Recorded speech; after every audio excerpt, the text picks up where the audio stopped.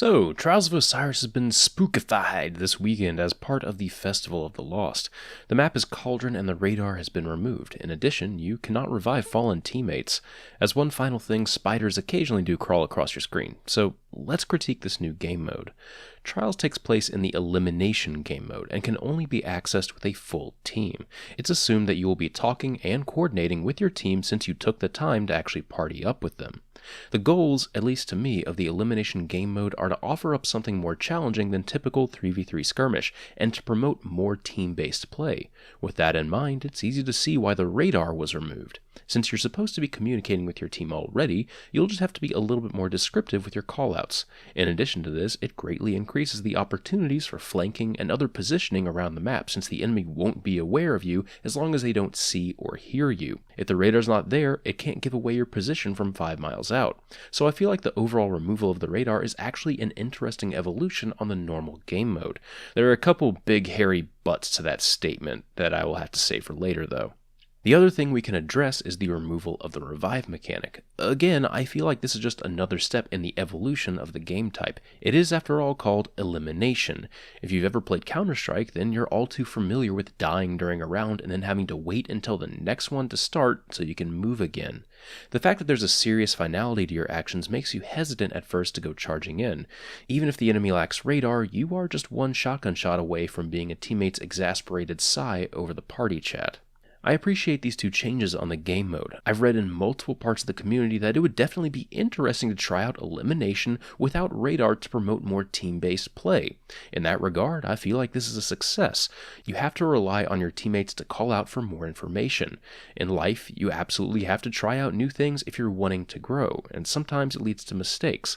The best thing you can do is recognize why something didn't work and apply that to what you learned going forward. So with that in mind, let's examine why these modifiers might not work for this particular game mode.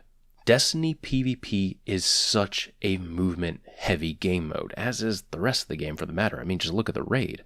The lack of revives and hopes for further play in a round after death is a serious downer.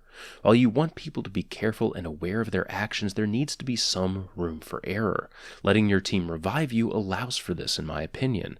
That time sitting there, not moving, or really interacting with your surroundings while you're dead only serves to further frustrate players. Not to mention that there's actually a pretty big downside to killing someone due to lack of radar.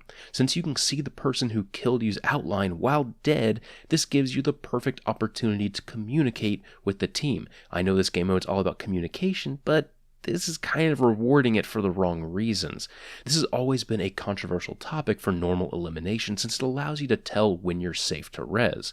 Now that you can't revive, you're just able to give out information to your team freely. Essentially, you have something to gain from being dead. If this game mode comes back, Bungie should seriously consider removing the highlight on who killed you. Dead men should continue to tell no tales.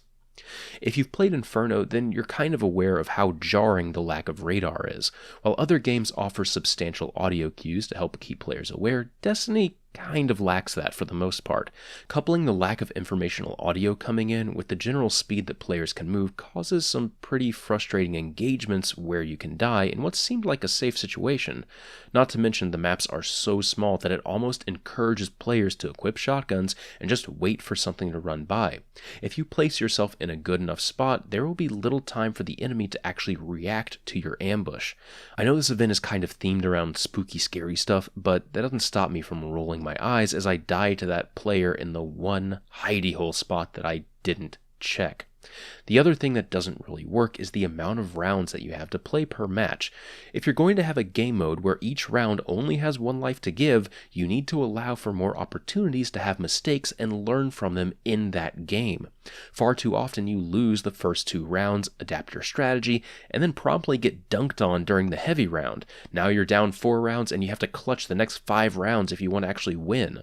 This can work in normal elimination since revives allow for some great team play comebacks. Without the revive mechanic though, the heavy round only serves to impede a team who might have thought of a strategy to actually win. Ideally, we could see the heavy round maybe removed in this particular game mode if they're going to keep it at 5 rounds. If not, then maybe increase the total rounds needed to win to 7. Bungie's fond of that number anyway, and it can allow for some proper strategies to be formed and executed. I also think a great compromise to this whole thing would be to keep the radar off. That definitely increases the amount of team play needed, and it makes for some really fun situations. Well, sometimes. The revive mechanic should be altered, though. I think it would be a much more interesting decision on the team's part if you had a shared number of revives. Say, for instance, you start each match with 5 total revives available to your team. One person goes down, but traded with someone, and you're still on a 2v2, so there's a possibility that you could win the round, and you don't need to res. Maybe another round comes up where the enemy team revives each other like 2 or 3 times, but they lose. Now they're down a bunch of revives for the rest of the game, and they have to seriously think how they're going to progress forward. Since the game is supposed to be about communication and team choice and team play, this would be another interesting evolution to try out, at least in my opinion. The one other thing I wanted to mention is this week's map is Cauldron. This map is pretty severely imbalanced, where one team can essentially go in to get control inside well before the other team. In a game mode without radar, those opening doors are pretty good for gaining information. So while I feel like my judgments on the game mode are pretty sound, I'm still interested in maybe trying this out on another map. Just one that's more balanced, maybe. And as one final thing, the spiders are actually a fantastic touch to give the creepy feel to the game mode. It's kind of lighthearted and fun. In fact, I think there need to be more of them. Spiders when you kill someone. Spiders when you end a round. Spoders when you pick up ammo, and super spooky spoders when you win the game. Fun stuff like that is always welcome in these types of limited time events. I hope you all enjoyed the video. I'm interested in hearing your opinions on the game mode down below in the comments. Thanks for watching, and I'll see you next time.